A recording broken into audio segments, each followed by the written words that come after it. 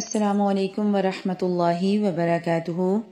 الحمد للہ رب العالمین، الصلاة والسلام علی اشرف الانبیاء والمرسلین وعلی آلہ وصحبہ اجمعین، ثم اما بعد فاعوذ باللہ من الشیطان الرجیم، بسم اللہ الرحمن الرحیم۔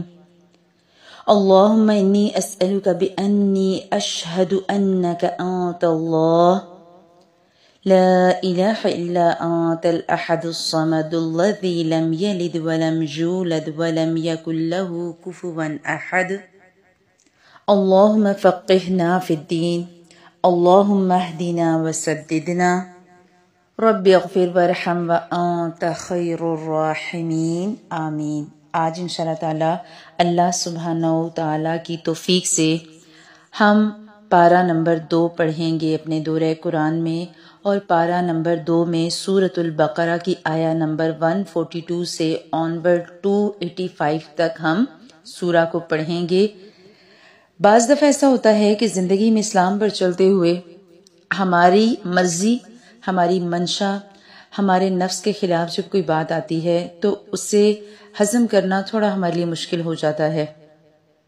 آج کے بارے میں ہم دیکھیں گے کہ اللہ سبحانہ و تعالیٰ نے ہمیں پیغامات جو دیے، اس میں سب سے جو اہم پیغام جس سے پارے کا آغاز ہوا وہ تحویل قبلہ کی آیات ہیں۔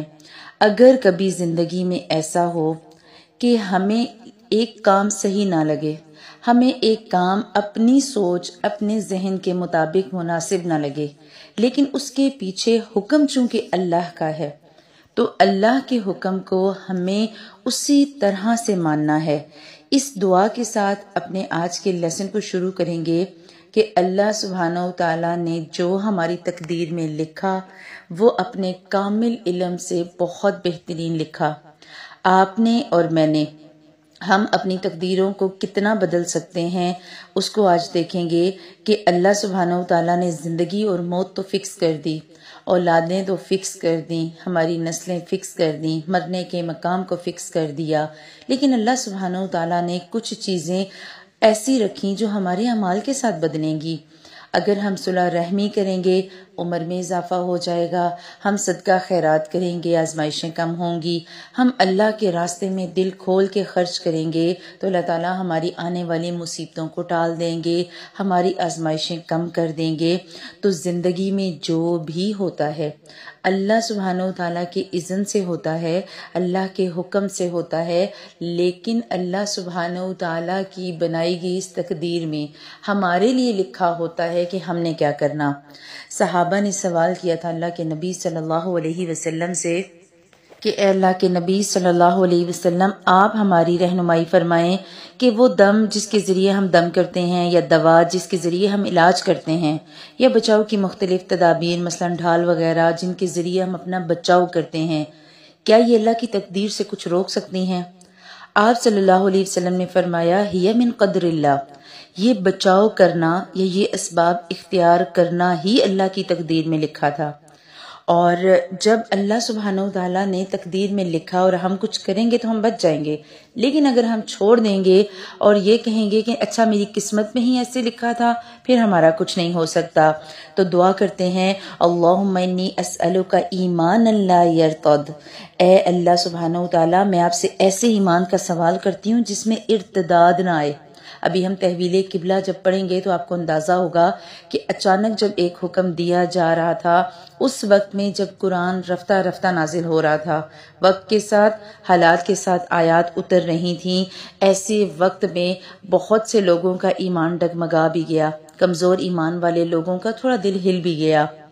تو ہمیشہ دعا کریں، یہ سلسلہ صحیحہ کی حدیث ہے، ابن حبان کی روایت ہے، اللہم انی اسألک ایمانا لا یرتد، اے اللہ میں آپ سے ایسے ایمان کا سوال کرتی ہوں جس میں ارتداد نہ آئے، ونعیما لا ینفد، ومرافقۃ محمد صلی اللہ علیہ وسلم فی اعلی جنت الخلد، میں آپ سے ایسی نعمتوں کا سوال کرتی ہوں جو کبھی ختم نہ ہوں، اور میں ہمیشہ کی جنت کے بلند حصے میں محمد صلی اللہ علیہ وسلم کی رفاقت کا آپ سے سوال کرتی ہوں، کیونکہ قرآن سارے کا سارا، شریعت ساری کی ساری ہمارے پیارے حبیب صلی اللہ علیہ وسلم پر اتری، اور شریعت کا بہترین علم اللہ کے نبی صلی اللہ علیہ وسلم سے محبت کرنے سے آئے گا اور اس پر عمل کرنے سے آئے گا۔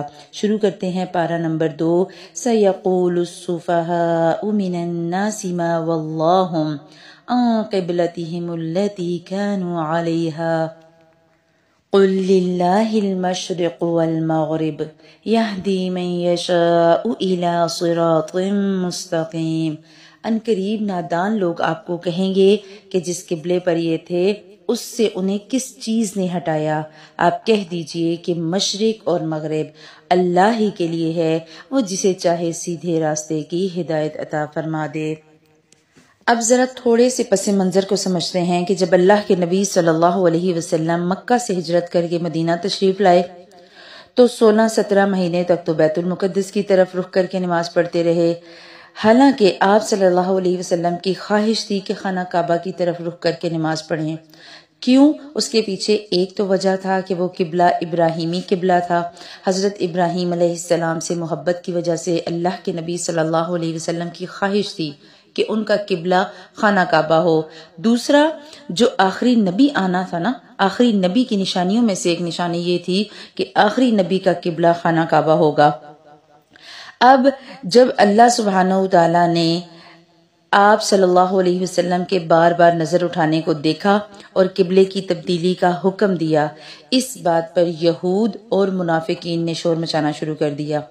حالانکہ آپ دیکھیں کہ نماز انسان کے لیے جسمانی عبادت ہے، لیکن جسمانی عبادت کے لیے بھی ہم تب تیار ہوتے ہیں جب ہماری روح اس عبادت کے لیے تیار ہوتی ہے، جب ہمارا دل مانتا ہے کہ ہم نے یہ عبادت کرنی ہے۔ اور جو نماز دل سے پڑھی جاتی ہے، جو روح کے فہم کے ساتھ نماز پڑھی جاتی ہے، مزہ اسی نماز کا آتا ہے۔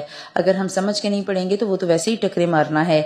جب نماز انسان کو اللہ سے جوڑ رہی ہے، نماز کا انسان پابند اس لیے ہوتا ہے کہ اسے اللہ نے حکم دیا، اس کا دل چاہے یا نہ چاہے۔ بعض دفعہ ایسا ہوتا ہے شدید تھکاوٹ ہوتی ہے، شدید نیند آ رہی ہوتی ہے، بٹ ہمیں پتا ہوتا ہے کہ ہم نے نماز پڑھنی ہے اور ہم نماز ادا کرتے ہیں۔ لہٰذا اللہ سبحانہ وتعالیٰ نے جب نماز میں حکم دیا، حکم آیا اللہ کی طرف سے، نماز بھی پڑھ رہے تھے اللہ کے لیے، تو حکم آتے ہی نماز میں ہی اپنے رخ کو تبدیل کر لینا، یہ اصل میں ایک امتحان تھا، اور یہ ایمان کا بہت بڑا امتحان تھا۔ آپ اور میں اگر اپنے آپ کو اپنے اوپر اس چیز کو رکھ کے دیکھیں، بعض دفعہ ایسا ہوتا ہے کہ موسم بدل جاتا ہے، بعض دفعہ جگہ بدل جاتی ہے، بعض دفعہ زندگی کے حالات بھی بدل جاتے ہیں۔ ان ساری تبدیلیوں کو خوشی سے قبول کرنا، یہ ایک مومن کا مزاج ہے۔ اب جب تحویل قبلہ پڑھ رہے ہیں نا، تو ہم نے ہر آیت کو اپنی ذات سے بھی ریلیٹ کرنا ہے۔ اگر ہم جگہ تبدیل کرتے ہیں تو ہم نمازیں نہیں چھوڑ سکتے۔ موسم تبدیل ہو، شدید گرمی، شدید سردی، ہمیں نمازیں نہیں چھوڑنی، ہمیں اپنی عبادات نہیں چھوڑنی۔ حالات زندگی بدل جائیں، اچانک خوشی آ جائے، اچانک آزمائش آ جائے، اچانک مصیبت آ جائے، ہم نے اللہ سے اپنے نماز کے کنیکشن کو نہیں توڑنا۔ بیسیکلی یہاں یہ بات بتانی مطلوب ہے، قُل لِلَّهِ الْمَشْرِقُ وَالْمَغْرِبُ، اللہ کے لیے مشرق اور مغرب۔ ہم نماز پڑھتے ہوئے خانہ کعبہ کی طرف رخ کرنے کے پابند ہیں، لیکن یاد رکھنے والی بات یہ ہے کہ اللہ کے حکم پہ سر جھکانا ہے، وقت کوئی بھی ہو، حالات کوئی بھی ہوں، جگہ کوئی بھی ہو۔ اب ہماری سورۃ البقرہ میں آیت نمبر 143 143 سے آگے 147 تک تحویل قبلہ کا ہی ذکر ہے۔ منصب امامت جو پہلے بنی اسرائیل کے پاس تھا، نسل در نسل بنی اسرائیل میں نبی آ رہے تھے، اب اس امامت کے منصب کو بنی اسرائیل سے لے کر مومنوں کو دے دیا گیا، امت محمدیہ کو دے دیا گیا۔ اور جب ایسا ہوا تو یہ چیز ظاہر ہے یہود کے لیے تکلیف کا باعث تھی، لیکن اللہ سبحانہ وتعالیٰ نے ہمیں بتایا کہ ہمارا کام یہ ہے کہ ہم اللہ کے حکم کو مانیں، آپ صلی اللہ علیہ وسلم کی شریعت کو مانیں، اور کتاب پڑھنے کے بعد اس کتاب پر عمل کریں، اس یقین کے ساتھ کہ یہ قرآن جو ہے، یہ کلام جو ہے خالصتاً اللہ کی طرف سے ہے۔ آیہ نمبر 47 دیکھیں، الحق من ربک فلا تکونن من الممترین۔ آپ نے شک میں نہیں آنا، اگر اللہ نے ایک حکم دیا ہے جو ہمارے مزاج کے خلاف ہے، اگر اللہ نے ایک حکم دیا ہے جو ہمارے نفس کے خلاف ہے، تو ہم نے شک نہیں کرنا، ہائے ایسا کیسے ہو سکتا ہے، اچھا پھر اللہ کیسے ایسے کر سکتے ہیں، اللہ تو ایسا نہیں کر سکتے. نہیں، اللہ نے حکم دیا. اللہ کی مصلحتیں اللہ سبحانہ وتعالیٰ خود جانتے ہیں، آپ اور میں جج بھی نہیں کر سکتے، ہم سوچ بھی نہیں سکتے. جہاں ہماری سوچ ختم ہوتی ہے اس سے کہیں آگے جا کے تو اللہ سبحانہ وتعالیٰ کی رحمت شروع ہوتی ہے. ہم نے اس حق پر ایز اٹ از یقین کرنا ہے، کیونکہ یہ قرآن، یہ کلام، یہ شریعت، یہ احکامات سب اللہ کی طرف سے ہیں، اور اللہ آپ کو اور مجھے بہت بہتر جانتا ہے. آپ آگے جا کے پڑھیں گے، اللہ تعالیٰ کہتے ہیں الا یعلم من خلق، کیا وہ تمہیں نہیں جانے گا جس نے تمہیں پیدا کیا. ہمارے جب بچے جب کچھ کرتے ہیں تو ہم کہتے ہیں نا ہمیں پتہ ہے، تم نے نہیں کیا ہوگا، یہ تم نے نہیں کیا ہوگا. ہمیں پتہ ہوتا ہے اپنی اولادوں کا بھی، تو اللہ تو ہمارا خالق ہے، وہ تو ہمارے لیے ہمیں پیدا کرنے والا رب ہے، ہمیں پالنے والا رب ہے، وہ کیسے نہیں جانے گا. لہٰذا اس قرآن پر، اس قرآن کو حق سمجھتے ہوئے یقین رکھنا اور ہر طرح کے شک کو اپنے دماغ سے نکالنا، یہ ایک مومن کا فرض ہے. اب کرنے والا کام جس کا اللہ نے ہمیں حکم دیا، اپنا پیغام اللہ تعالیٰ ہمیں دے رہے ہیں. آیت نمبر 148 اور 150، وَلِكُلٍّ وِجْهَةٌ هُوَ مُوَلِّيهَا فَاسْتَبِقُوا الْخَيْرَاتِ. ہر ایک کی زندگی کا کوئی نہ کوئی مقصد ہے، کوئی نہ کوئی محور ہے. اب سوچیں میری زندگی کا کیا مقصد ہے، میں اپنی زندگی میں کس مقصد کے لیے جی رہی ہوں. کیا میرا مقصد صرف پڑھنا ہے؟ کیا میرا مقصد صرف لوگوں میں اپنا نام بنانا ہے، بہت اچھی انجینئر ہے اور بہت اچھی آئی ٹی ٹیکنیشین ہے اور بہت اچھی ڈاکٹر ہے یا بہت اچھا فلاں فلاں فلاں، جو بھی آپ سوچ لیں. کیا میری زندگی کا مقصد یہ ہے کہ میری شادی ہو، میرے بچے ہوں، میرا ایک پیارا سا گھر بنے، اور جب گھر بن جائے تو پھر میرے بچوں کی شادیاں ہوں؟ کیا میری زندگی کا یہ مقصد ہے، یا میری زندگی کا مقصد یہ ہے جو اللہ نے دیا؟ اللہ ہمیں پیغام دے رہا ہے فَاسْتَبِقُوا الْخَيْرَاتِ، نیکیوں میں سبقت لے جاؤ. مومن کی زندگی کا جو مرکزی نقطہ ہے نا، وہ نیکیوں میں آگے بڑھنا ہے. آپ کا اور میرا کام یہ ہے ہم نیکیوں کی دوڑ میں اوروں سے آگے بڑھیں، اوروں سے بڑھ چڑھ کر اس میں حصہ لیں. کیوں؟ اس یقین کے ساتھ اینما تکونوا یأتی بکم اللہ جمیعا، ہم جہاں کہیں بھی ہوں گے اللہ ہماری ان نیکیوں کو اکٹھا کر کے بھی لے آئے گا اور ہمیں بھی اکٹھا کر کے لے آئے گا. ان اللہ علی کل شیء قدیر، کیونکہ وہ تو ہر چیز پر قادر ہے. اللہ سبحانہ و تعالیٰ نے ہمیں ہماری نیکیوں سمیت، ہمیں ہمارے گناہوں سمیت اکٹھا کرنا ہے، تو کیوں نہ پھر وہ ہم چیزیں اکٹھی کریں جو کل کو کام کی ہوں. آپ نے شاید کبھی زندگی میں ایسے لوگوں کو دیکھا ہوگا، کئی لوگ ایسے ہوتے ہیں ہماری زندگی میں جو اگر مارکیٹ جاتے ہیں نا تو وہ زیادہ کوانٹٹی پہ بلیو کرتے ہیں. اگر ایک چیز ہے، فرض کریں ٹماٹر ہیں، آج کل نارمل ٹماٹر 100-150 ریٹ چل رہا ہے. اگر کسی جگہ پر ٹماٹر 60-70 ہوں گے اور وہ سستے ہوں گے اور کوئی بندہ سستے سمجھ کے لے لے اور اس میں زیادہ خراب ہوں اور وہ سستے کے ریٹ پہ بھی نہ نکلیں، تو لانے والا سمجھ رہا ہوتا ہے کہ میں نے بہت زیادہ لے لیے، میں نے کم ریٹ میں زیادہ چیز پرچیز کر لی. لیکن حقیقت میں اس نے اپنا نقصان کیا ہوتا ہے. اس نے کچرا سمیٹا، اس کا وزن بھی اٹھایا، اس کو گھر تک لایا، بیوی نے صاف بھی کیے، اس کا وقت بھی لگا، اور جب چیز نکلی تو چیز کوانٹٹی میں کم نکلی. آپ اور میں ذرا اپنی نیکیوں کے معیار کو چیک کریں. چھوٹی چھوٹی نیکیاں کرنی ہیں، لیکن نیکیاں ایسے کرنی ہیں کہ وہ نیکیاں پھر نیکیاں ہی رہیں.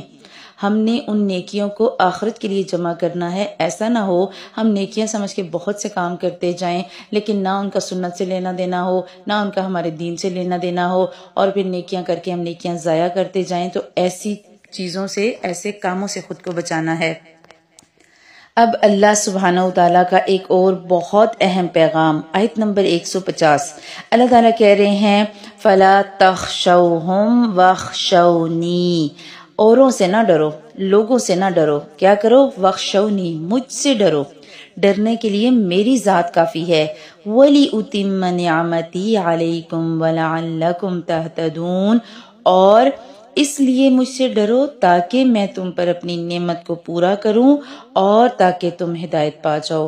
اگر ہمیں ہدایت چاہیے، ہمیں نعمت چاہیے، اور ہمارے پاس تو سب سے بڑی نعمت الحمدللہ قرآن پاک ہے، اور قرآن پاک کے بعد آنے والا رمضان. اگر ہم رمضان میں قرآن پڑھتے ہیں، قرآن کے فہم کو سمجھتے ہیں، تو ہم نعمت پانے کے حصول کے لیے کوشش کر رہے ہیں.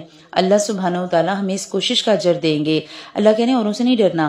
جب آپ اپنی نیکیوں کے قبلے کو بدلیں گے نا، آپ صحیح ڈائریکشن پر، ہم نے پیچھے تحویل قبلہ کی آیات پڑھی، آپ اپنے آپ کو صحیح ڈائریکشن پہ لے کے جائیں گے، چاہے کوئی آپ کو کچھ بھی کہے۔ جب آپ توحید پہ چلنے لگیں گے نا، آپ شرک چھوڑ دیں گے، آپ بدعات چھوڑ دیں گے، تو بہت سے لوگ آپ کو بہت سے ٹائٹل بھی دیں گے اور بہت سی باتیں بھی کریں گے اور بہت ٹانٹ بھی کریں گے، کوئی کچھ بھی کرے۔ اللہ کہہ رہا ہے فَلَا تَخْشَوْهُمْ، لوگوں سے نہیں ڈرنا۔ جب تم اپنے قبلے درست کر لو، اپنی نیتیں درست کر لو، تمہاری سوچ کا مرکز اللہ کو راضی کرنا ہو جائے، تو بس پھر کیا کرو، وخشونی، مجھ سے ہی ڈرو۔ اگر مجھ سے ڈرو گے، لوگوں کی باتوں کی پرواہ کیے بغیر دین پہ چلو گے، تو میں تم پر اپنی نعمت پوری کروں گا۔ میں نے تمہیں جس ہدایت کے راستے پر چلایا ہے، میں تمہیں اس ہدایت کے راستے سے اس منزل تک لے کر جاؤں گا، وہ منزل جو تمہیں جنت تک پہنچائے گی انشاءاللہ تعالی۔ اللہ کہہ رہے ہیں کہ تمہاری ہدایت کا انتظام تو میں نے کر دیا۔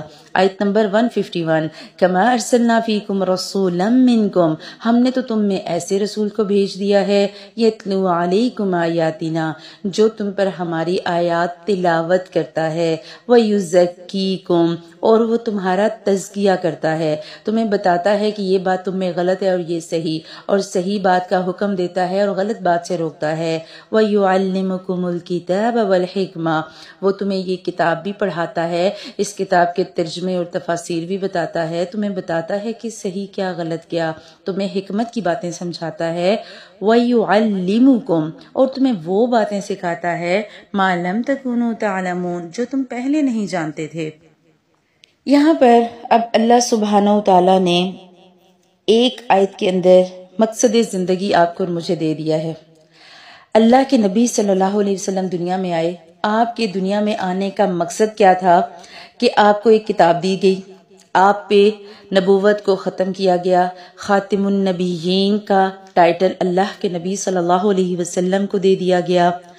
اب اس کتاب کے ساتھ ہم نے کیا رویہ اپنانا ہے، پوائنٹس نوٹ کریں۔ نمبر 1، یتلو علیکم آیاتنا، اس قرآن کی تلاوت کرنی ہے، اپنے رمضان کے ٹارگٹ میں لکھیں آج میں نے کتنی آیات کی تلاوت کی، وَيُزَكِّيكُمْ، آج میں نے اپنا کتنا تزکیہ کیا، کون سی ایسی برائی تھی جو پہلے مجھ میں تھی اور میں نے آج سے اس کو چھوڑنے کی نیت کی، کون سی ایسی نیکی جو میں پہلے نہیں کرتی تھی، اس رمضان میں نے اسے کرنے کا تہیہ کیا ہے اور میں آئندہ کروں گی۔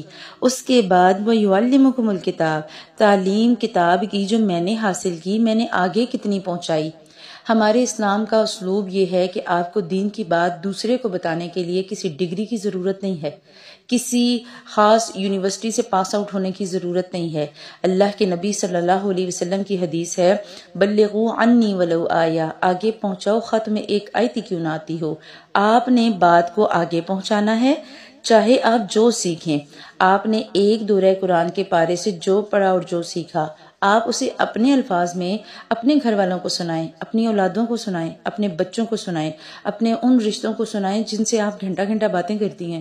اگر آپ کسی دوست کے ساتھ، کسی اپنی بہن کے ساتھ یا وٹ ایور کسی کے ساتھ بھی آپ بات کرتی ہیں اور آپ کا گھنٹہ اس کال پہ دنیا کی باتیں ہوتی تھیں، تو اب ان چیزوں کو چھوڑ دیں، انہیں کتاب کی تعلیم دیں، انہیں حکمت سکھائیں کہ میں نے یہ پڑھا اور مجھے یہ سمجھ آئی، تمہیں کیا سمجھ آئی۔ یہ کوسچن آنسر سیشن اس لیے ہوتا ہے کہ ہم اپنا محاسبہ کر سکیں، اور پھر ہم وہ سیکھ رہے ہوتے ہیں اس قرآن میں سے جو ہمیں نہیں پتا۔ بہت سی باتیں جو پہلے پارے میں آپ نے دورہ قرآن میں پڑھی، شاید آپ نے کبھی سنی سنائی باتیں تو بہت سنی ہوں گی، بٹ شاید قرآن کھول کے کبھی پڑھنے کی اس طرح سے کوشش نہیں کی ہوگی۔ تو ہمیں قرآن کو کھول کے پڑھنا ہے اور اس سے وہ علم لینا ہے جس کا ہمیں نہیں پتا تھا۔ پھر اگلا حکم آیا نمبر 152، اور یہ حکم بہت اہم ہے، اس پارے کی ٹائٹل آیات میں سے ایک آیت ہے، فَاذْكُرُونِي أَذْكُرْكُمْ، تم مجھے یاد کرو میں تمہیں یاد کروں گا، وَاشْكُرُوا لِي وَلَا تَكْفُرُونَ، تم میرا شکر کرو اور تم ناشکری سے بچو۔ اللہ بتا رہے ہیں کہ تم مجھے یاد کرو میں تمہیں یاد کروں گا، تم میرا ذکر کرو میں تمہارا ذکر کروں گا۔ مشکات المصابیح میں ایک روایت ملتی ہے حضرت انس رضی اللہ عنہ سے، وہ کہتے ہیں کہ ایک آدمی نے عرض کیا، اے اللہ کے رسول صلی اللہ علیہ وسلم، قیامت کب آئے گی؟ آپ صلی اللہ علیہ وسلم نے فرمایا، تجھ پر افسوس ہے، تم نے اس کے لیے کیا تیاری کی؟ اس نے عرض کیا، تو نے قیامت کی کیا تیاری کی ہے؟ تو وہ کہنے لگا کہ اللہ کے رسول صلی اللہ علیہ وسلم، میری تو تیاری صرف یہ ہے کہ میں اللہ اور اس کے رسول صلی اللہ علیہ وسلم سے محبت کرتا ہوں۔ تو آپ صلی اللہ علیہ وسلم نے فرمایا تو تم اس کے ساتھ ہوگے جس سے تم محبت رکھتے ہو۔ تو اگر محبت اللہ سے ہوگی تو ظاہر ہے اللہ کا ساتھ ملے گا، محبت اللہ کے نبی صلی اللہ علیہ وسلم سے ہوگی تو وہ ان کے ساتھ ہوں گے۔ اور اس حدیث کے بارے میں حضرت انس اس کے راوی ہیں اور کہتے ہیں کہ جب اس بندے نے یہ بات کہی اور آپ صلی اللہ علیہ وسلم نے جواب دیا تو میں نے مسلمانوں کو اسلام قبول کرنے کے بعد اس بات سے زیادہ کسی اور چیز کے لیے خوش ہوتے ہوئے نہیں دیکھا۔ کیا نہیں دیکھا کہ قیامت کے دن لوگ انہی کے ساتھ ہوں گے جن سے وہ محبت کرتے ہیں۔ محبت اللہ اور اس کے رسول صلی اللہ علیہ وسلم سے ہوگی تو آخرت میں ساتھ بھی ان کا نصیب ہوگا انشاءاللہ تعالی۔ اسی طرح حضرت ابو ہریرہ رضی اللہ عنہ سے ایک روایت ملتی ہے کہ آپ صلی اللہ علیہ وسلم نے فرمایا، بے شک جب اللہ کسی بندے سے محبت کرتا ہے تو وہ جبرائیل امین کو بلا کر فرماتا ہے کہ بے شک میں فلاں شخص سے محبت کرتا ہوں، لہٰذا تم بھی اس سے محبت کرو۔ تو آپ صلی اللہ علیہ وسلم نے فرمایا کہ جبرائیل اس سے محبت کرتے ہیں اور پھر وہ آسمان والوں میں منادی کرتے ہیں، یعنی آواز لگا کر کہتے ہیں ان اللہ یحب فلانا، کہ بے شک اللہ تعالیٰ فلاں سے محبت کرتے ہیں، فاحبوہ تو تم بھی اس سے محبت کرو، فیحبہ اہل السماء اور اس کے بعد تمام آسمان والے بھی اس سے محبت کرتے ہیں، ثم یودع لہ القبول فی الارض اور قبول فی الارض اور پھر کیا ہوتا ہے کہ زمین والوں کے دلوں میں اس کی مقبولیت پیدا کر دی جاتی ہے۔ تو یہ بہت بڑا اعزاز ہے کہ جب ایک انسان اللہ سے محبت کرتا ہے تو جواب میں اسے اللہ سبحانہ وتعالیٰ کی محبت تو ملتی ہی ملتی ہے، ساتھ ساتھ جبرائیل امین، تمام فرشتوں، تمام آسمان والوں اور تمام زمین والوں کی محبت بھی مل جاتی ہے۔ تو اللہ تعالیٰ ہمارے دلوں میں بھی اس محبت کو اجاگر کریں اور اللہ سبحانہ وتعالیٰ ہمیں بھی اللہ سے اس طرح کی محبت کرنے والا بنائیں۔ ہم اللہ تعالیٰ کو زمین پر یاد کریں گے تو اس حدیث سے پتہ چلا کہ اللہ ہمیں آسمانوں پر یاد کریں گے، وَاشْكُرُوا لِي اور تم میرا شکر کرو، میری ناشکری مت کرو۔ اب ذرا شکر پہ بات کریں تو شکر صرف زبان سے ادا نہیں کرنا، شکر اللہ تعالیٰ کی ہر نعمت پر کرنا ہے، اللہ تعالیٰ کی ہر رحمت پر کرنا ہے۔ اور اللہ کو یاد کرنا تو زبان سے ہوتا ہے نا، آپ اس کی تسبیح کرتے ہیں، آپ اس کی تکبیر کرتے ہیں، آپ اس کی تحلیل کرتے ہیں، لیکن شکر کا مطلب یہ ہوتا ہے آپ اپنی ذات، اپنی سوچ، اپنی توانائیاں، اپنی قوتیں، اپنی دی گئی ہر نعمت اس کو اللہ تعالیٰ کی اطاعت پر صرف کریں۔ اللہ تعالیٰ کی نافرمانی ہم اگر کریں گے تو اس کا مطلب ہے ہم نے اللہ کی ناشکری کی، اور جب ہم شکر کریں گے تو اللہ کا وعدہ ہے کہ وہ شکر کرنے پر ہمیں زیادہ دے گا، لَإِن شَكَرْتُمْ لَأَزِيدَنَّكُمْ اگر تم شکر کرو گے تو میں مزید نوازوں گا، اور اگر تم نے ناشکری کی وَلَئِن كَفَرْتُمْ ثُمَّ إِنَّ عَذَابِي لَشَدِيدٌ اگر ناشکری کرو گے تو پھر میرا عذاب بھی سخت ہے۔ آج ہمارا کیا حال ہے کہ ہم نام کے تو مسلمان ہیں، ہم ٹائٹل میں تو مسلمان ہیں، لیکن ہمارے ایمان ویسے نہیں ہیں، ہم اطاعت میں کہیں بہت پیچھے رہ گئے، ہم نے اللہ کی اطاعت ویسی نہیں کی جیسے کرنی چاہیے تھی، بلکہ ہم مسلمان تو کیا، ہم تو آج انسان کہلانے کے قابل بھی نہیں رہے، کیونکہ ہمارے حالات ایسے ہو گئے، ہمارے ایمان کہیں دھندلا سے گئے ہیں۔ تو اللہ اس رمضان میں ہمیں اپنے ایمانوں کو اجاگر کرنے والا بنائے۔ وہ کہا تھا، شاید اقبال کا شعر تھا کہ لوگ مومن تو ہیں ایمان نہیں ہے باقی، جب سے کردار میں قرآن نہیں ہے باقی، کون کہتا ہے مسلمان نہیں ہے باقی، مسلمان تو ہیں پر انسان نہیں ہے باقی۔ انسان کی انسانیت ہی ختم ہو گئی، وجہ کیا کہ ہم نے اللہ کے احکامات کو چھوڑ دیا، ہم نے آزمائشوں کو، مصیبتوں کو اس طرح سے لیا کہ ہمیں لگتا ہے شاید ہم ہی رہ گئے آزمائشوں کے لیے، جبکہ اللہ نے ہمیں قرآن میں ایک پیغام دے دیا تھا کہ یہ چیزیں زندگی کا حصہ ہیں۔ آیت نمبر 155 پہ آئیں، وَلَنَبْلُوَنَّكُمْ بِشَيْءٍ مِّنَ الْخَوْفِ وَالْجُوعِ وَنَقْصٍ مِّنَ الْأَمْوَالِ وَالْأَنفُسِ وَالثَّمَرَاتِ وَبَشِّرِ الصَّابِرِينَ 5 مصیبتیں زندگی میں آئیں گی، مصائب خمسہ ہماری زندگی کا حصہ ہیں۔ کبھی اللہ تعالیٰ خوف سے آزمائیں گے، کبھی کسی دشمن کا ڈر ہوگا، کبھی بھوک پیاس آئے گی، کسی کو رزق کی تنگی سے اللہ تعالیٰ آزمائیں گے، کسی کو مال کے نقصان سے آزمائیں گے، کسی کو جان کی کمی سے آزمائیں گے، ہینڈی کیپس ہو گئے یا ویسے کوئی معذوری محتاجی آ گئی، کسی کو اللہ تعالیٰ پھلوں کی قلت سے آزمائیں گے۔ گزارا تو اچھا ہوتا ہے لیکن ڈرائی فروٹس اویلیبل نہیں ہوتے، گزارا تو اچھا ہوتا ہے سیزنل فروٹ نہیں کھا سکتے۔ اللہ سبحانہ وتعالیٰ نے کہا یہ 5 مصیبتیں زندگی میں آئیں گی، کرنا کیا ہے؟ وَبَشِّرِ الصَّابِرِينَ، صبر تو خوشخبری ان کو ملے گی جو صبر کریں گے۔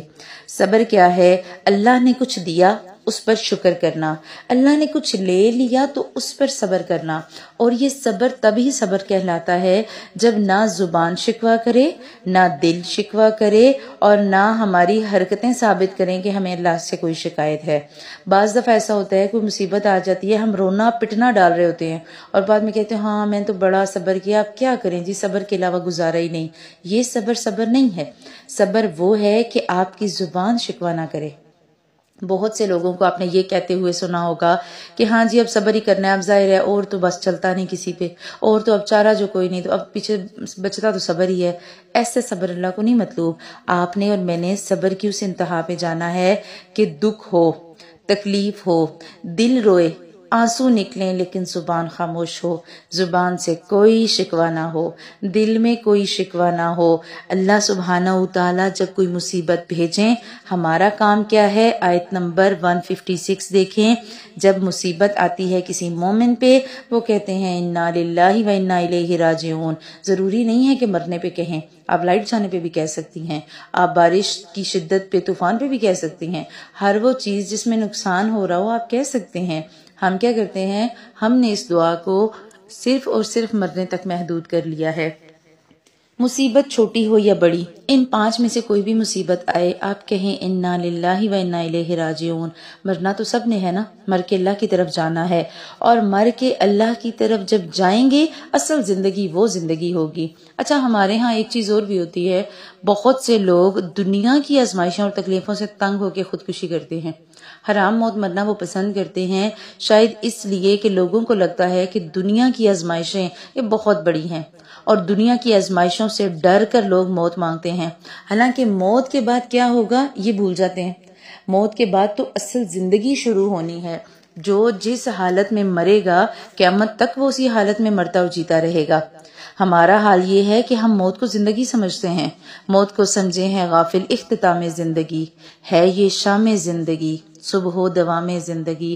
جب قبر میں آنکھ کھلے گی تو وہ تو دوام زندگی ہوگی، پھر کتنا عرصہ قبر میں گزرے گا اور پھر کتنا عرصہ فیصلے کا ہوگا ہمیں نہیں پتا۔ ہم نے کسی بھی امتحان میں، کسی بھی آزمائش میں امید اور شکر کو نہیں چھوڑنا، کیونکہ اس سے ہی ہم اللہ کی رحمتوں کو پا سکتے ہیں۔ اگلی آیت دیکھیں، اللہ تعالیٰ وعدہ کر رہے ہیں کہ جو ایسا کہے گا پھر وہ اللہ تعالیٰ کی رحمتوں اور نوازشوں کا حقدار ہوگا۔ وَأُولَئِكَ هُمُ الْمُهْتَدُونَ، وہی حقیقت میں ہدایت یافتہ ہوگا۔ ہدایت پانی ہے تو صبر اور شکر سے کام لینا ہوگا۔ اس کے بعد صفا اور مروہ کی سعی میں ہمارے لیے پیغام ہے، حضرت ہاجرہ کا صبر، بی بی ہاجرہ کے صبر کا صلہ انہیں کیسے ملا۔ اگر ہم بھی ہر طرح کی مشکلات میں، تنہا حالات میں صبر کریں گے، ہم ہمیشہ اپنی زبان سے رضیت باللہ ربا وبالاسلام دینا وبمحمد صلی اللہ علیہ وسلم نبیہ کہیں گے تو انشاءاللہ اللہ سبحانہ وتعالی ہمارے صبر کو بھی اسی طرح مثالی بنا دیں گے۔ لیکن اگر ہم نے اس قرآن کو ملنے کے باوجود، ہدایت دیکھنے کے باوجود اس کا انکار کیا تو ایک تو اللہ کی لعنت ملے گی۔ ہاں جو لوگ توبہ کر لیں گے، جو لوگ اللہ تعالیٰ کی طرف رجوع کر لیں گے، اصلاح کر لیں گے تو اللہ کا وعدہ ہے، آیت نمبر 160، اللہ تعالیٰ وَأَنَا التَّوَّابُ الرَّحِيمُ، وہ بہت توبہ قبول کرنے والا، بہت رحم کرنے والا ہے۔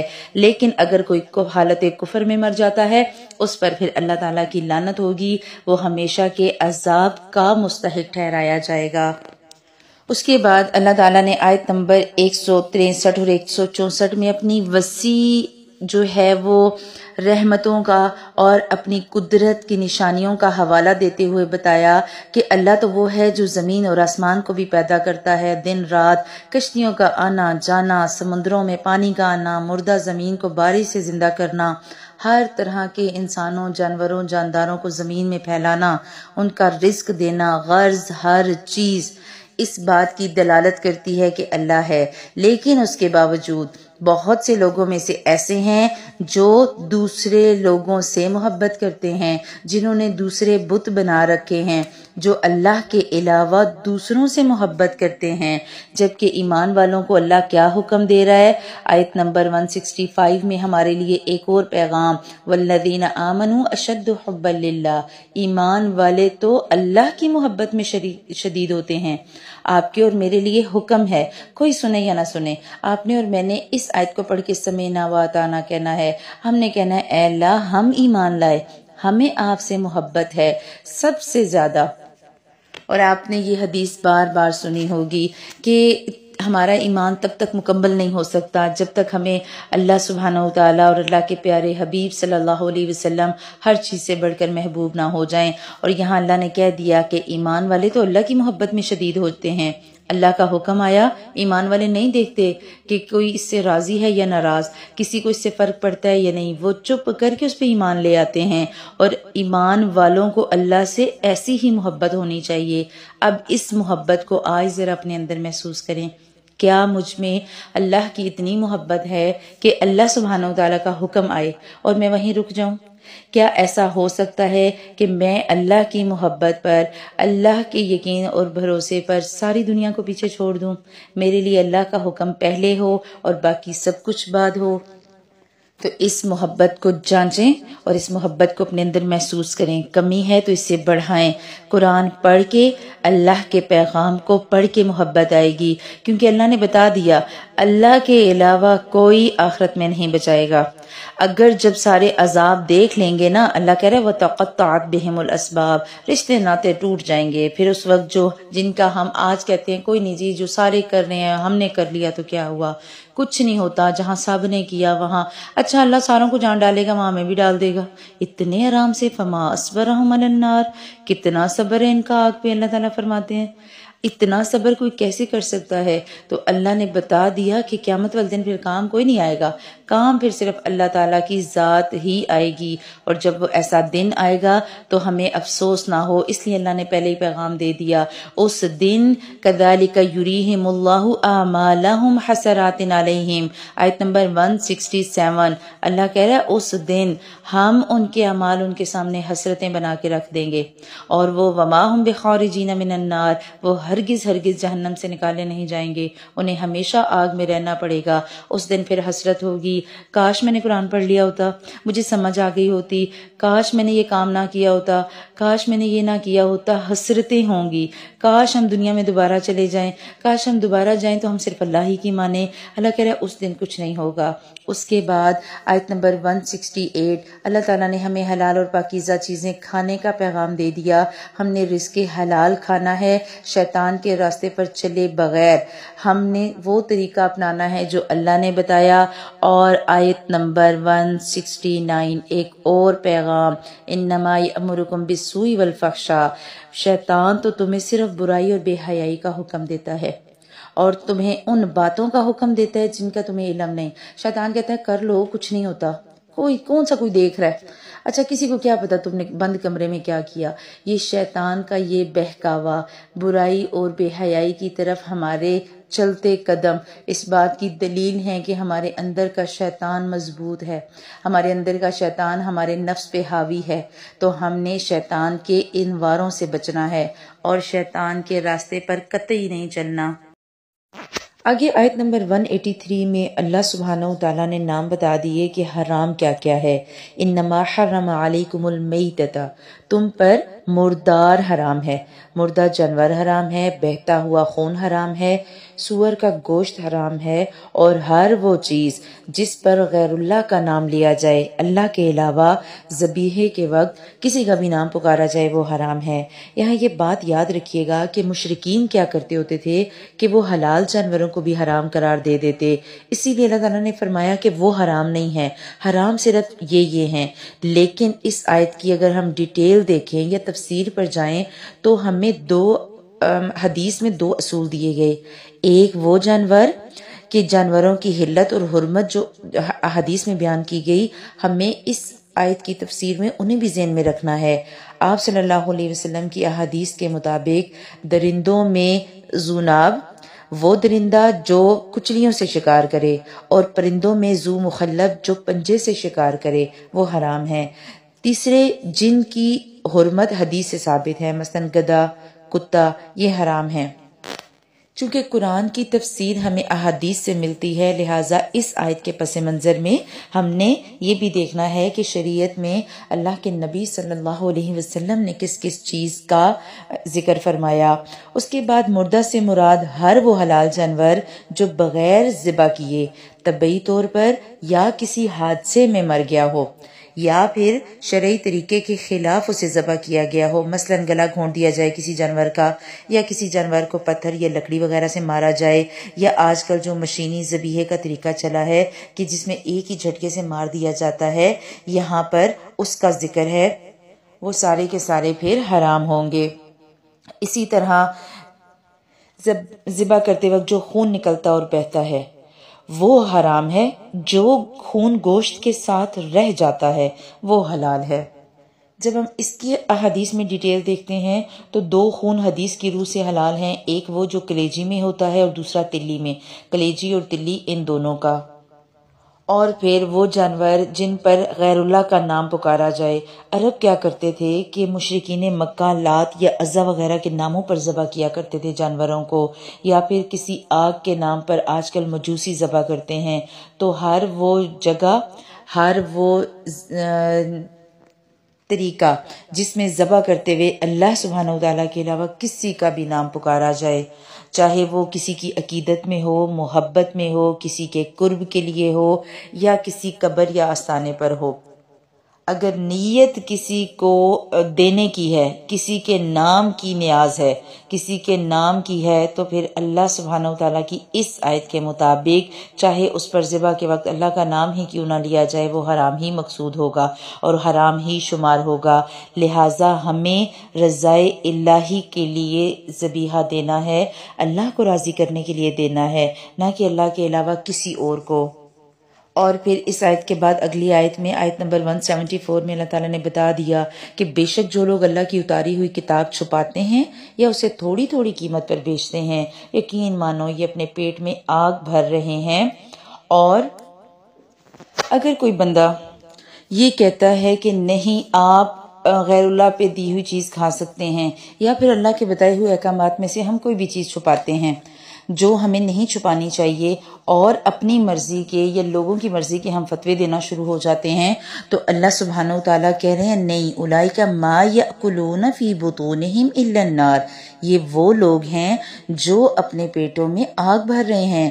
ولا یکلمہم اللہ یوم القیامہ، اللہ قیامت کے دن ایسے لوگوں سے بات بھی نہیں کرے گا جو کہتے ہیں کہ اس آیت کا مطلب یا قرآن کی آیت کی فلاں آیت کا یہ مطلب تو نہیں ہو سکتا کہ آپ جو ہے وہ یہ تو صرف مشرکین مکہ کے لیے ہے۔ ٹھیک ہے، وقتی طور پر اس وقت مشرکین مکہ کے لیے تھی، لیکن آج آپ اور میں یا ہم قرآن کی جب آیتیں پڑھتے ہیں تو ہمارے لیے یہ ایک ایک آیت ہمارے لیے حکم ہے، اور ہم نے ان احکامات کو ماننا ہے۔ اگر ہم ایسا نہیں کریں گے یا ہم لوگوں کو دین صحیح نہیں بتائیں گے، ایسے لوگوں کے ساتھ اللہ تعالیٰ قیامت والے دن کلام بھی نہیں کرے گا۔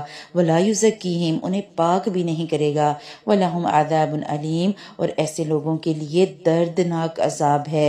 وجہ کیا؟ کہ ان لوگوں نے گمراہی کو ہدایت کے بدلے اور عذاب کو مغفرت کے بدلے خریدا، اور یہ فَمَا أَصْبَرَهُمْ عَلَى النَّارِ، یہ لوگ آگ پر کتنا صبر کرنے والے ہیں، کتنا ہی برداشت ہے ان میں کہ یہ آگ کے لیے تیاری کر رہے ہیں۔ ہم اگر اس آیت پہ رک کے اپنا تھوڑا سا محاسبہ کریں کہ میں آگ پہ کتنا صبر کر سکتی ہوں۔ اگر کوئی کہے کہ تمہارے ہاتھ کو یا تمہارے جسم کو میں آگ میں جلاؤں گا، کوئی بھی کہے، ہماری امت محمدیہ میں آگ کا عذاب دینا یا کسی بھی چیز کو زندہ جلانا منع ہے، اس کی ممانعت ہے۔ ہم کسی بھی جاندار کو بھی زندہ نہیں جلا سکتے، لیکن اگر کوئی ہمیں کہے کہ میں جلاؤں گی تو ہم وہ کام نہیں کریں گے نا جس کی وجہ سے وہ ہمیں جلائے۔ اور اللہ سبحانہ وتعالیٰ اتنی عظیم الشان ہستی ہمیں بار بار کہہ رہی ہے کہ دیکھو، حق کو قبول کر لو، اپنے گناہوں کی معافی مانگ لو، میری دی گئی نعمتوں کی قدردانی کر لو، نا قدری اور نا شکری کی روش پر نہ چلو، انکار حق کا نہ کرو اور شیطان کے قدموں کی پیروی مت کرو، ورنہ تم جہنم میں جلائی جاؤ گی، ورنہ تمہیں جہنم کے عذاب کو بھگتنا پڑے گا۔ اور ہم اس کے باوجود اپنے نفس کی سن رہے ہیں، اپنی منشا اور اپنی مرضی کے مطابق زندگیاں گزار رہے ہیں، اپنے حساب سے جو چیز ہمیں آسان لگتی ہے دین کی ہم اس پہ عمل کر لیتے ہیں، جو کام ہمیں مشکل لگتا ہے اس پہ عمل کرنا ہم چھوڑ دیتے ہیں۔ اللہ کہہ رہے فما اصبرہم علی النار، ان کا کتنا صبر ہے آگ پر، کتنی ہی برداشت ہے ان میں، انہیں پتہ ہے کہ یہ کام کروں گی تو آگ میں جلائی جاؤں گی، پھر بھی دھڑا دھڑ کرتے جا رہے ہیں۔ تو اللہ سبحانہ وتعالی ہمیں اس چیز کو سمجھنے والا بنائے کہ ہم حد الامکان آگ سے بھی بچیں، آگ کے عذاب سے بھی بچنے کی حد الامکان کوشش کریں۔ ہاں، کمی بیشی اللہ سبحانہ وتعالی معاف کر دیں گے۔ اب سوال یہ کہ اپنے جسم کو آگ سے ہم کیسے بچائیں گے؟ اللہ نے پیغام دے کر ہمیں جواب دے دیا۔ آیت نمبر 177 پہ آئیں، اللہ تعالیٰ کہہ رہے ہیں لیس البر ان تولوا وجوہکم قبل المشرق والمغرب۔ آیت تو یہ آئی تھی تحویل قبلہ کے ضمن میں کہ نیکی یہ نہیں ہے کہ انسان منہ مشرق کی طرف کرے یا مغرب کی طرف۔ نیکی کیا ہے؟ نیکی کا ایک بہت وسیع کنسیپٹ اللہ تعالیٰ نے اس آیت میں دیا۔ نیکی یہ ہے کہ انسان اللہ کا حکم مانے، اللہ کی مکمل اطاعت اور فرما برداری کرے، اللہ تعالیٰ کے دیے گئے ڈوز پہ عمل کرے، اللہ تعالیٰ کے دیے گئے ڈونٹ سے بچتا رہے، اللہ تعالیٰ نے جو کہا وہ کرے، اس کے پیچھے ریزن جو بھی ہو۔ ہمارا کام ہے کامل اطاعت کرنا، مکمل طور پر شریعت کی پابندی کرنا، اور ہماری زندگی کا مقصد صرف اور صرف آخرت اور اللہ تعالیٰ کی رضا ہونی چاہیے۔ اور اس زمن میں جو جو کام ہے اللہ نے بتا دیے کہ ایسا شخص جو اللہ پر ایمان لائے، اس کے فرشتوں اور کتابوں پر، قیامت پر اور نبیوں پر، اور وہ مال سے محبت رکھنے کے باوجود اس مال کو اللہ کی رضا پانے کے لیے اپنے رشتہ داروں اور یتیموں اور مساکین اور مسافروں اور سوال کرنے والوں کو دے، غلاموں کو آزاد کروائے اور نماز کی پابندی کرے، زکوٰۃ کو ادا کرے، اور جب بھی وعدہ کرے اس وعدے کو پورا کرے، اور تنگ دستی میں، دکھ درد میں اور لڑائی میں صبر کرے۔ یہی لوگ سچے ہیں، اولئک الذین صدقوا واولئک هم المتقون، اور یہی لوگ تقوی والے ہیں، یہی پرہیزگار ہیں۔ آپ دیکھ رہی ہیں کہ جہاں احکامات کی آیت آتی ہے اللہ تعالیٰ فوراً بات صبر کی کرتے ہیں۔ احکامات پہ جب ہم چلنا شروع کرتے ہیں، جب ہم اللہ کے حکم کی پیروی شروع کرتے ہیں، اللہ کی اطاعت کے راستے پر چلتے ہیں، تو کہیں نہ کہیں ہمیں مصیبتوں کا، آزمائشوں کا سامنا کرنا پڑتا ہے۔ شاید ہم دنیا کے اگر بہتے رہیں نا، رو میں، دنیا میں چلتے پھرتے رہیں، دنیا کی دوڑ میں لگے رہیں تو شاید مصیبتیں آتی تو ہیں بٹ ہم اتنی محسوس نہیں کرتے، لیکن جب ہم اللہ کے دین کے لیے چلنا شروع کرتے ہیں اور مصیبتیں آتی ہیں، پھر ہمیں لگتا ہے اچھا میں اس طرف آئی ہوں نا اس لیے ایسا ہو رہا ہے۔ وہاں پھر مصیبت برداشت کرنے کا اللہ تعالیٰ حوصلہ دے دیتے ہیں۔ اسی لیے تو اللہ تعالیٰ کہہ رہے ہیں کہ جب دین پہ چلنے لگتا ہے نا کوئی بندہ، تو سب سے پہلی مخالفت اس کو گھر سے ہی مل جاتی ہے، سب سے پہلی رکاوٹ اس کے اپنے بچے، شوہر، ماں باپ، گھر والے بن جاتے ہیں۔ حالانکہ ہم اسلامی معاشرے میں رہتے ہیں، اس کے باوجود ایک بندہ پراپر طریقے سے اپنی عبادات نہیں کر سکتا۔ اس کے باوجود رمضان میں تو یہ ریلیکسیشن آپ کو بہت اچھے سے دے دی جاتی ہے۔ رمضان کے علاوہ ہماری کتنی ہی فیملیز ایسی ہیں جہاں ایک دن کا اتنا مصروف وقت ہوتا ہے کہ عورتوں کو فرض نماز کا ٹائم نہیں ملتا، عورتوں کو اذکار کا ٹائم نہیں ملتا، اور اگر غلطی سے کرنے لگ پڑیں تو گھر والے پیچھے پڑ جاتے ہیں۔ تو ہم نے ہر چیز کو بیلنس کر کے چلنا ہے۔ اللہ کے راستے پہ چلتے ہوئے آزمائشیں آئیں گی، تکلیفیں آئیں گی، ایسی صورت میں صبر کرنا ہے۔ یہ جو اللہ تعالیٰ نے اس آیت میں پوری لسٹ دی نا، اس لسٹ پر عمل کرتے ہوئے کہیں نہ کہیں آزمائش ضرور آئے گی۔ ہم نے کیا کرنا ہے؟ صبر کرنا ہے۔ صبر کریں گے تو تقویٰ کے معیار کو پائیں گے۔ اگلی آیت میں اللہ سبحانہ وتعالیٰ نے ایک اور حکم دے دیا، ایک اور پیغام دیا ہمیں، یا ایھا الذین آمنوا کتب علیکم القصاص فی القتلی، اے ایمان والو تم پر مقتولوں کا قصاص لینا فرض کیا گیا ہے۔ اگر کوئی قتل کرے گا تو آزاد کے بدلے آزاد، غلام کے بدلے غلام، عورت کے بدلے عورت۔ ہاں، اگر کوئی کسی بھائی کو معاف کر دے تو اچھی بات ہے، یا پھر اس کی دیت دے دے تو بھی ٹھیک ہے، اور یہ اللہ کی طرف سے تخفیف ہے، کمی ہے۔ ذالک تخفیف من ربکم ورحمہ، یہ تمہارے لیے تمہارے رب کی طرف سے کمی ہے اور اس کی طرف سے رحمت ہے۔ لیکن اگر کوئی اللہ کی یہ بات نہیں مانے گا فَلَهُ عَذَابٌ علیم، تو اس کے لیے دردناک عذاب ہے۔ وَلَكُمْ فِي الْقِصَاصِ حَيَاةٌ يَا أُولِي الْأَلْبَابِ، اے عقل مندو قصاص میں تمہارے لیے زندگی ہے، اس وجہ سے لعلکم تتقون، شاید کہ تم تقوی اختیار کرو، یا تم بچ جاؤ، یا تم ناحق قتل کرنے سے رک جاؤ۔ اب ہوتا کیا تھا کہ زمانہ جاہلیت میں چونکہ کوئی معاشرتی نظام موجود نہیں تھا، ہر بندہ جس کی لاٹھی اس کی بھینس والا حساب تھا، جس کا جہاں بس چلتا وہ وہاں اپنا قانون بنا لیتا۔ زور آور قبیلے کمزور قبیلوں پر حاوی ہو جاتے۔ ظلم اور جبر کی انتہا تھی کہ اگر ایک شخص قتل کیا جاتا کسی ایک قبیلے کا تو وہ جواباً اس قبیلے کے ایک فرد کو قتل کرنے کے بجائے پورے کے پورے قبیلوں کو قتل کر دیا کرتے، مردوں کو قتل کر دیتے، عورتوں اور بچوں کو غلام بنا لیتے۔ جب اسلام آنا شروع ہوا تو اسلام نے جہاں پر روح کو صاف کیا وہاں معاشرے کو بھی صاف کیا، اور معاشرے کی برائیوں سے بھی جو ہے وہ صفائی کی، معاشرے کی برائیوں کی بھی۔ ہوتا کیا تھا کہ قتل کے بدلے اللہ نے حکم دیا کہ اب قتل کا بدلہ قتل تو ہے، لیکن وہی جس نے قتل کیا اور جتنا نقصان کیا گیا۔ اگر مرد قتل کیا جائے گا وہ آزاد ہوگا تو اس کے بدلے آزاد ہی قتل ہوگا، اگر غلام قتل کیا جائے گا تو بدلے میں غلام کو ہی قتل کیا جائے گا۔ اس وقت یہ ہوتا تھا کہ اگر کسی کے غلام کو کسی نے قتل کر دیا تو جواب میں ان کے سارے آزاد لوگوں کو بھی قتل کر دیا جاتا۔ تو آپ صلی اللہ علیہ وسلم کے آنے کے بعد، شریعت محمدیہ آنے کے بعد، اللہ سبحانہ وتعالیٰ نے ہر وہ کام اور ہر وہ چیز جو اس معاشرے میں ایک برائی کی صورت میں پنپ رہی تھی، آپ صلی اللہ علیہ وسلم کو حکم دیا گیا کہ اب معاشرے کو بھی صاف کرنا ہے اور دلوں کو بھی صاف کرنا ہے۔ ہوتا کیا تھا کہ جب اتنے قتل و غارت اور اتنی خون ریزی ہوتی تو نفرت کا ایک بازار گرم ہو جاتا۔ اللہ سبحانہ وتعالیٰ نے کہا کہ قصاص دراصل امن اور عدل کا قیام ہے اور اس کی بنیاد ہے۔ اگر کوئی قتل کرتا ہے، اللہ کہنے نا کہ قصاص میں تمہارے لیے زندگی ہے۔ ہوتا کیا کہ اگر قتل کے بدلے سارے قتل کر دیے جاتے تو معاشرت میں نفرتیں آج بھی ویسی ہوتی۔ اللہ سبحانہ وتعالیٰ نے حکم دیا کہ بدلہ لو، لیکن اتنے ہی جتنی اگلے نے زیادتی کی۔ ہاں، اگر تم اپنے بھائی کو معاف کر دو۔ اب یہاں معافی کی دو صورتیں بیان کی گئیں۔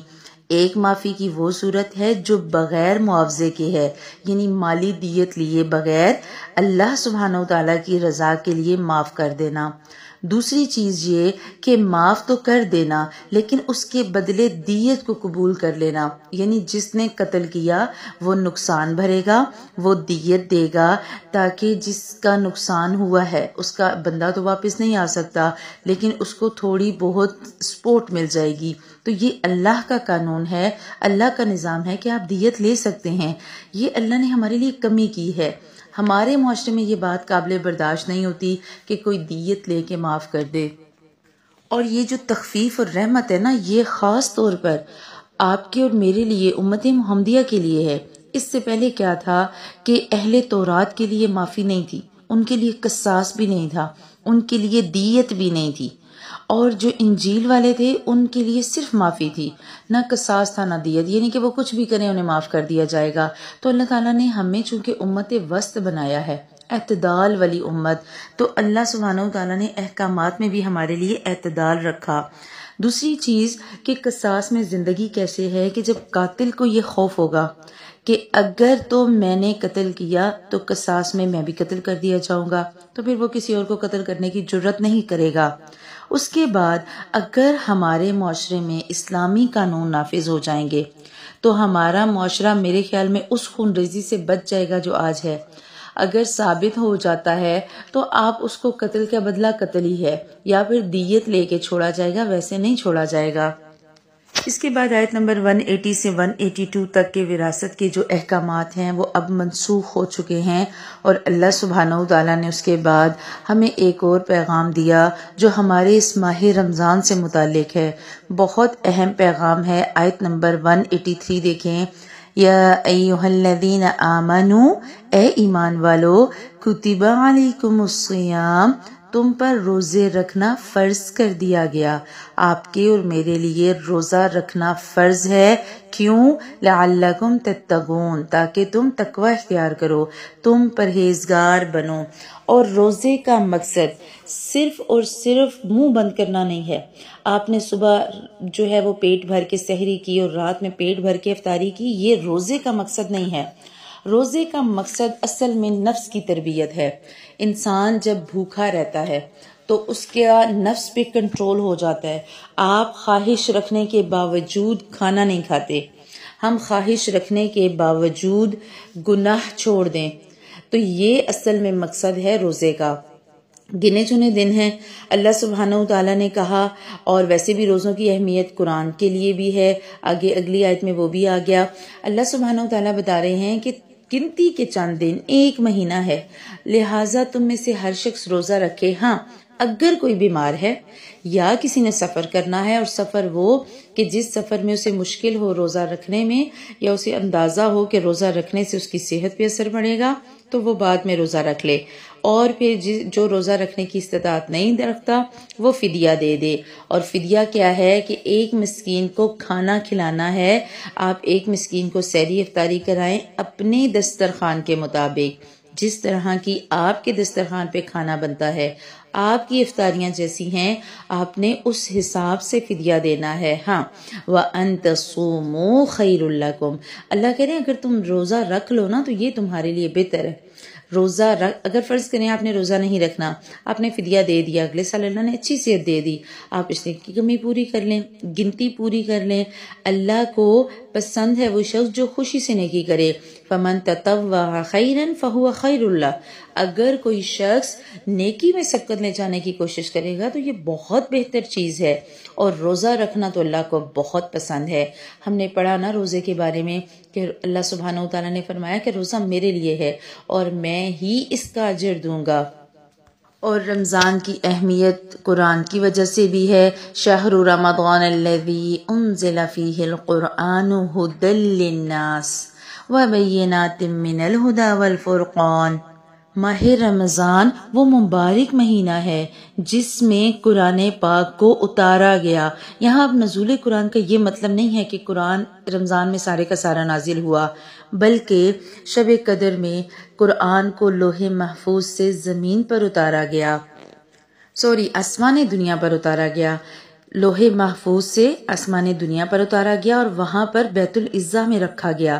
وہاں سے پھر حالات کے مطابق جیسے جیسے ضرورت پڑی تو تقریباً 23 سال کے عرصہ میں وقتاً فوقتاً اترا، اور جہاں جہاں ضرورت پڑی وہاں وہاں آیات نازل ہوئیں. اسی طرح جو پہلی وحی اللہ کے نبی صلی اللہ علیہ وسلم پر غار حرا میں آئی تھی وہ بھی رمضان المبارک میں آئی. پھر دوبارہ سے اللہ سبحانہ وتعالیٰ نے حکم دیا کہ گنتی کو پورا کرنا ہے.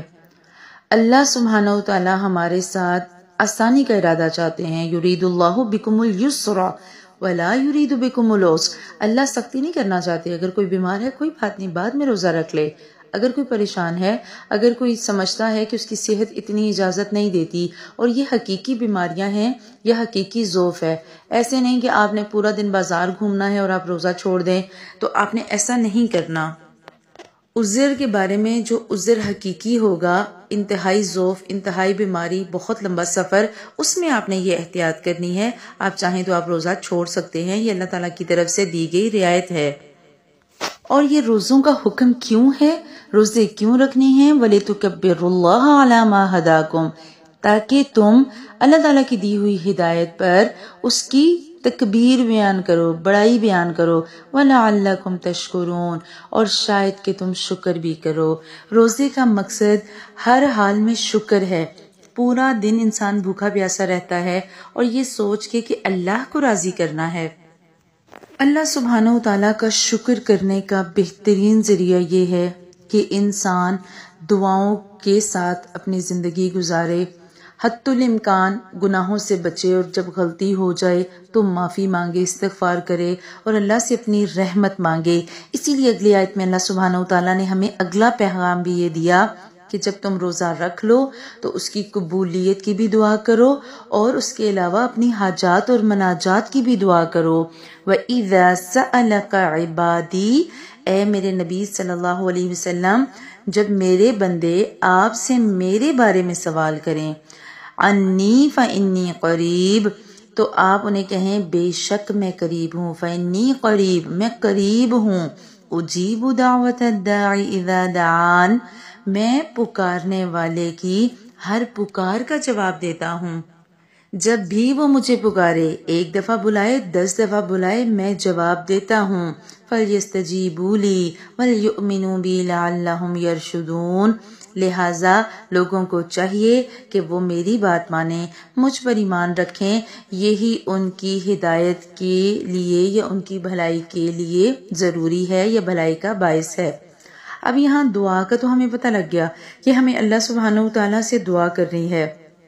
تھوڑی سی بات اگر دعا کے بارے میں ہم کریں، اللہ سبحانہ و تعالیٰ نے دعا کے بارے میں اس آیت کو جب نازل کیا تو اس آیت کو پڑھتے ہوئے آپ کو جب الفاظ پہ آپ غور کرتی ہیں تو پتہ لگتا ہے کہ اللہ سبحانہ و تعالیٰ کو ہم جب جب پکاریں گے اللہ سبحانہ و تعالیٰ ہمیں جواب دیں گے، اور اللہ کو پسند ہے کہ بندہ اللہ کو پکارے۔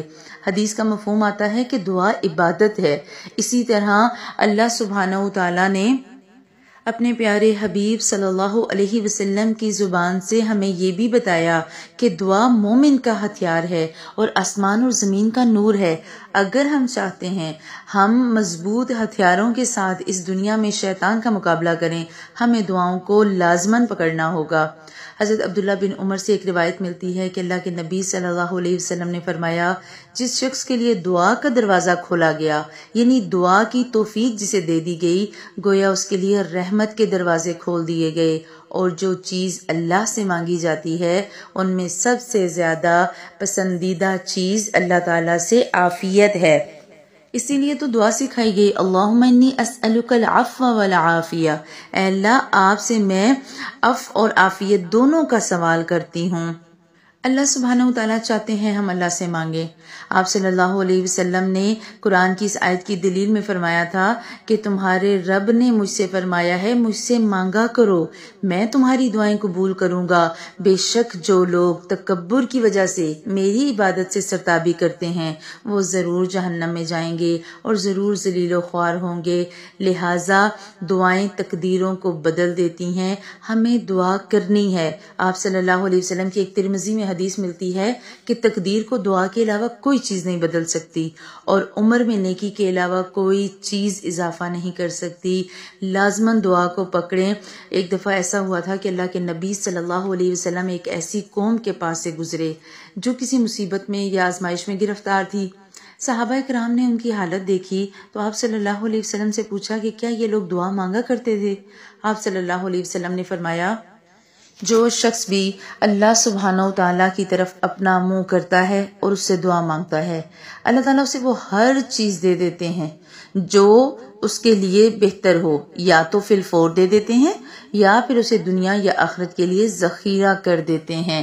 اسی لیے تو جب ہم دعا مانگتے ہیں یا پھر ہم دعائے قنوت میں بھی اکثر پڑھتے ہیں نا، وقنی شر ما قضیت، اے اللہ آپ مجھے اس برائی سے بچائیے جو آپ نے میری تقدیر میں لکھ دی، تو آپ بچا سکتے ہیں۔ اور اللہ سبحانہ و تعالیٰ کو پسند ہے، اللہ کو حیا آتی ہے کہ بندہ اس سے مانگے اور اللہ اسے عطا نہ کرے۔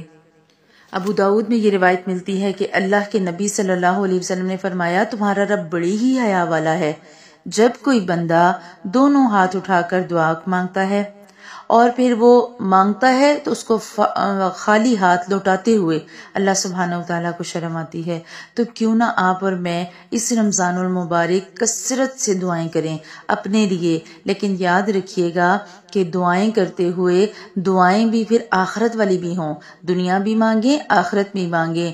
لوگوں میں کچھ ایسے بھی ہیں نا جو کیا کہتے ہیں، ربنا آتنا فی الدنیا حسنہ وفی الآخرۃ حسنہ وقنا عذاب النار۔ اگر ہم دنیا اور آخرت کی بھلائی مانگیں گے تو اللہ تعالیٰ ہمیں ضرور عطا کریں گے۔ یہاں پر دعا مانگنے کے اوقات کو بھی ذرا نوٹ کر لیجئے گا کہ کون سے ایسے اوقات ہیں جن میں دعا کی جائے تو وہ فوراً قبول ہو جاتی ہے۔ اگر کوئی شخص اذان سنتا ہے، اذان خاموشی سے سنتا ہے اور اس کا جواب دے اور اس کے ساتھ دعا پڑھے، یعنی کہ اذان کے وقت دعا کرنا اور اذان اور اقامت کے درمیان دعا کرنا، جب اذان ختم ہو گئی اور ابھی اقامت کے تکبیر کے درمیان وقت ہوتا ہے، 10-15 منٹ نارملی ہوتے ہیں، تو اس دوران کوئی بھی شخص اپنے لیے یا کسی کے لیے بھی کوئی بھی دعا کرے گا وہ دعا قبول ہوگی۔ اس کے بعد اگر کوئی شخص مصیبت میں گرفتار ہے، آزمائش میں ہے، اس کی دعا قبول ہوتی ہے۔ جہاں اللہ سبحانہ و تعالیٰ کا ذکر کیا جائے، جہاں اللہ سبحانہ و تعالیٰ کے کلام کو، آپ کے پیارے حبیب صلی اللہ علیہ وسلم کی احادیث یا سیرہ کو پڑھا جائے، ایسی محفلوں میں جہاں اللہ کے دین کی بات ہو، اللہ کا ذکر ہو، وہاں پر بھی اگر دعا کریں گے تو دعا قبول ہوگی۔ فرض نماز کے بعد دعا قبول ہوتی ہے۔ جمعے کے دن کے بارے میں آتا ہے کہ عصر سے لے کے شام تک اگر کوئی بھی شخص دعا کرتا ہے تو بندہ مومن کی دعا اس وقت رد نہیں کی جاتی، قبول کی جاتی ہے۔ اسی طرح اگر ایک شخص رات کی تنہائی میں سو گیا اور وہ اٹھا اور اس نے اللہ سبحانہ و تعالیٰ سے گڑ گڑا کے دعا کی، سبحان اللہ والحمد للہ ولا الہ الا اللہ واللہ اکبر ولا حول ولا قوة الا باللہ، اللہم ارحمنی وارزقنی وعافنی، اے اللہ سبحانہ و تعالیٰ آپ مجھ پر رحم بھی کیجئے، مجھے رزق بھی عطا کیجئے، مجھے عافیت میں بھی رکھیے، تو اللہ تعالیٰ اس دعا کو قبول کرتے ہیں۔ فرض نماز کے بعد دعا کرنا قبول ہوتا ہے، قرآن پاک پڑھنے کے بعد، قرآن کی تلاوت کے بعد دعا قبول کی جاتی ہے، اور دعائیں کرتے ہوئے دل کھول کر مانگیں۔ اللہ سبحانہ و تعالیٰ کی شان ہے کہ وہ ہم جو مانگیں گے وہ ایک کن کہیں گے اور ہو جائے گا۔ آپ اور میں تو دعائیں مانگتے ہوئے بھی شرماتے ہیں کہ ہم مانگیں پتہ نہیں ملے گا نہیں ملے گا، اس طرح سے دعا نہیں مانگنی۔ اللہ سبحانہ و تعالیٰ جو اس ساری کائنات کا خالق و مالک ہے، وہ کیوں نہیں ہماری دعائیں سنے گا؟ وہ سن سکتا ہے اور وہ ضرور سنے گا، لہٰذا کھلے دل سے دعا مانگیں۔ ایک دفعہ ایسا ہوا، حاتم تائی کے پاس ایک شخص آیا، اس نے اس سے اناج مانگا کہ مجھے 1 بوری اناج کی چاہیے، میرا گزارا نہیں ہو رہا۔ حاتم تائی نے اسے 10 بوریاں دے دیں۔ وہ کہنے لگا کہ میں نے تو آپ سے 1 مانگی تھی، آپ نے 10 کیوں دے دیں؟ حاتم تائی نے اسے جواب دیا کہ تم نے اپنی ضرورت کے حساب سے مانگا اور میں نے تمہیں اپنی استطاعت کے حساب سے دیا، تو آپ اور میں اپنی ضرورت کے حساب سے مانگتے ہیں، ہمیں اللہ سبحانہ و تعالیٰ کی شان کے حساب سے مانگنا چاہیے، اور وہ دینے والا ہے جب ہم یقین رکھ کے مانگیں گے، جب ہمیں یقین ہوگا فإنی قریب، اللہ تو بہت قریب ہے، وہ تو یہ حبل الورید سے بھی قریب، ہماری شہ رگ سے بھی قریب ہے، اور جب ہم یقین سے مانگیں گے وہ ضرور بضرور عطا کرے گا، بس ہمیں یقین ہونا چاہیے۔ ہماری تقدیر میں لکھا ہوتا ہے کہ یہ بندہ دعا کرے گا تو اسے یہ چیز ملے گی، ہم چونکہ دعائیں نہیں کرتے لہٰذا چیزیں تقدیر سے ہٹ جاتی ہیں، تو آپ نے اور میں نے بہت یقین کے ساتھ دعا کرنی ہے۔ اللہ سبحانہ و تعالیٰ سے مانگیں، بار بار مانگیں، وہ یا تو یہاں دے دے گا یا ہماری دنیا کی آزمائشیں ختم کر دے گا، یا پھر ہماری دعاؤں کو آخرت کے لیے ذخیرہ کر دے گا۔